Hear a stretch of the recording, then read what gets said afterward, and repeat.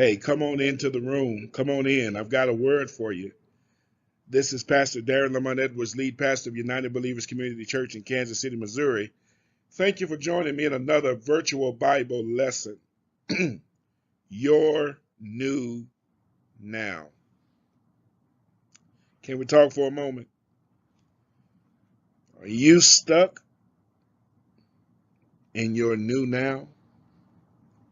Are you comfortable with it? Are you upset about it?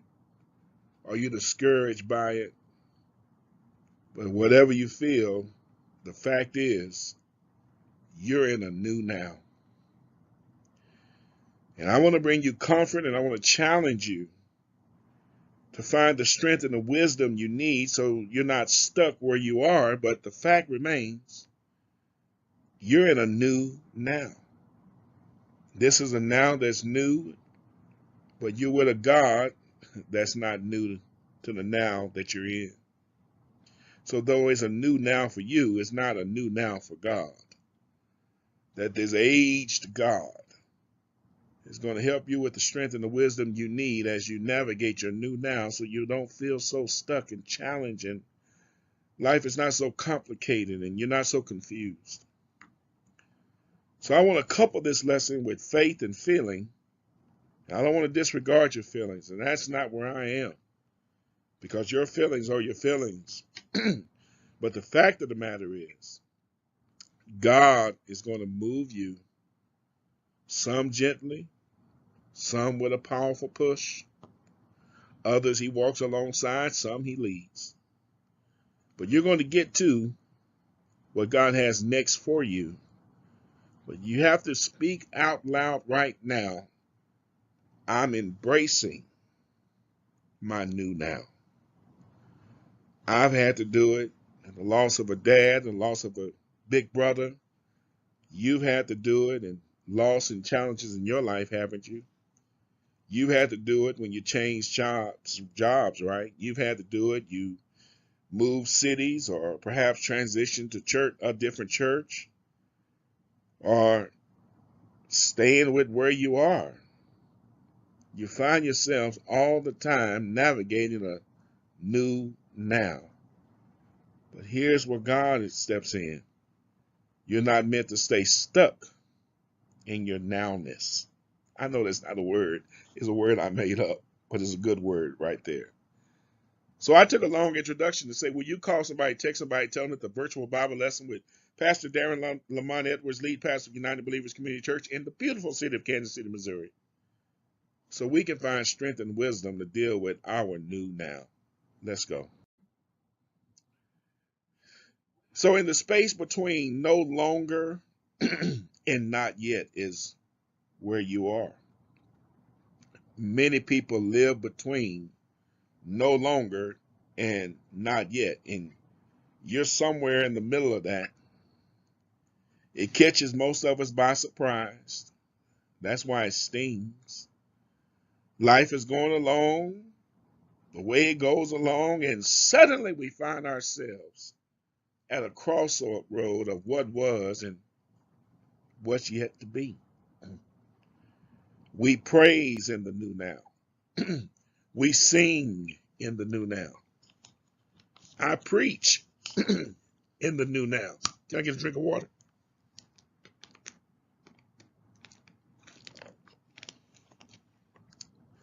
But God is present to help us. There it is. To discern what season is coming our way next. God is here with us so we can stop feeling lost in life. God is with us to project and protect the future that he has for us. But you got to embrace, ladies and gentlemen, your new now. One way to do it is a daily acknowledgement of where you are. The moment you do that, it'll help us to stop holding on to the past or fearing the future. Sometimes we do both, don't we? Sometimes we want to hold to the past that we know is no longer there. Sometimes we just fear the future that hadn't even arrived yet, and I'm in my now, and I'm fearing both ends. I've got to learn how to embrace my now. Let's go further. So those are my markers in the book. And I want you to take a screenshot of that with you. And you'll see some of the things I've been reading I want to share with you in a helicopter ride through the book. You know, we plan what we want life to look like. We create 5-year vision plans. We create vision boards. We think we know where it's all headed, don't we? And then, boom, the bottom falls out. Ready or not, here it comes. But child of God, when your middle ground becomes your battleground, you got to fight for your future. You're in between that not anymore and you're not yet. And you're in your new now. That new now is a battleground. But you got to fight to move forward. You got to stop looking at the blurriness of what was and the hazardous of what is may be coming or what you think may be coming. And deal with a strategic battle plan for where life is right now. Can I encourage you and tell you you're equipped for this battle? Can I remind you that God will give you what you need in your now? He can do that for you. Let me show you how. So first thing is understand you are not lost. You're just learning the new way. You're not lost. I'm here to tell you you are not lost. You're just simply learning a new way. Can I tell you something else? When we know something is finished, it doesn't have to end ugly. Sometimes friendships are finished. Sometimes relationships are finished. Sometimes situationships are finished. Sometimes just transitions in life are finished. But everything doesn't have to end ugly. It can end beautifully and peacefully. There doesn't have to be this public declaration, and it can be a quiet place where we say, God, I surrender the season to you, and I'm ready to move on. I was just sharing that with a pastor. I'll leave the city and place nameless. And I was speaking to that pastor, telling that pastor, and sharing with members of that church that embrace that the season is ended and it doesn't have to end ugly. This can be a moment that's beautiful and peaceful when both of you agree it's just the season to move on. Surrender the season to God. Celebrate the great time that you had together. But to surrender the season to God and move on. Embrace that new now. I know it's scary. I know it's tricky. I know you got to move on to a not yet. But embrace this season to stop and say, Lord, it doesn't have to be bad. There's a lot of good that happened. Let's go. So feeling lost isn't a location where we wait to be found. It's a destination we need to be rescued from. Feeling lost, I just need you to rescue me. You remember that song? Rescue me. Would you get me? Would you get my back? Rescue me. Would you take my call when I start to crack? Would you rescue me? Would you rescue me when I'm by myself? If I need your help, would you rescue me? You remember the song? Rescue me. Would you get my back? Rescue me. Would you take my call when I start to crack? Would you rescue me when I'm by myself? If I need your help, would you rescue me? Now, you can shout that out to a friend, but I know one person, if you turn that song into a prayer, God would rescue you. So if you're in a place right now where you're feeling lost, understand that's not a location where you're waiting to be found. I'm just going to stay here until somebody figures out I'm in a lost situation. No. It's a destination we need to be rescued from. God, pull me out of this. Rescue me, God. Elijah at the brook. Who told you to do that? Get out that cave. Come over here by this river. Refresh yourself. Eat, sleep. Let me rescue you. Let's go. So here are 4 clues. Your season is finished with something.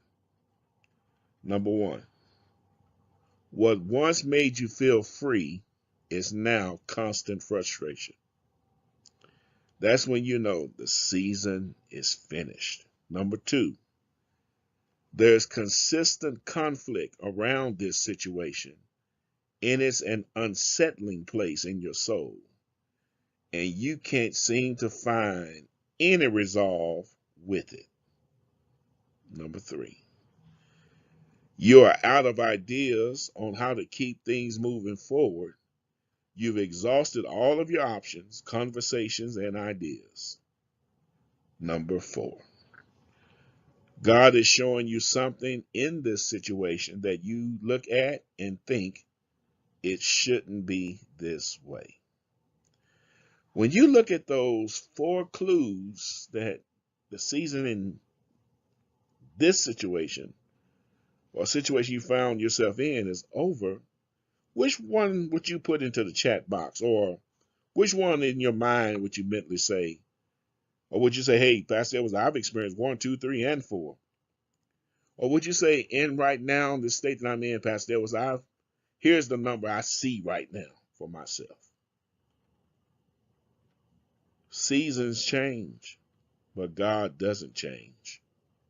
So in the final analysis, church, in the final analysis, my friend, in the final analysis, my viewers who are watching, here it is. Learning to finish seasons well is hard. And there is a tension in the transition space between finishing well and starting something new. There's a lot of tense in that. But remember this, God does not work through one opportunity, one organization, one person, or one season. God is always on the move. So as Henry Blackaby says in Experiencing God, find where God is moving and join him there. He's not stuck at one opportunity. He's not stuck at one organization. He's not stuck in one church. He's not stuck with one pastor. He's not stuck with one person. He's not stuck in one season. God is always moving, always up to something. People change, but check it. You change too. But the growth and maturity of our faith isn't something to be second guessed.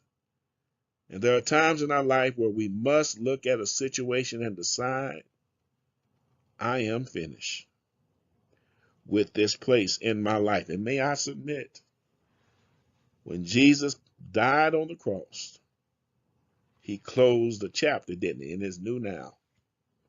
He was stuck there, wasn't he? It looked, and he said, it is finished. He didn't say, I'm finished, like we do. He said, it is finished. The work he came to do. And ultimately, he closed the chapter so he could write a new chapter called Grace.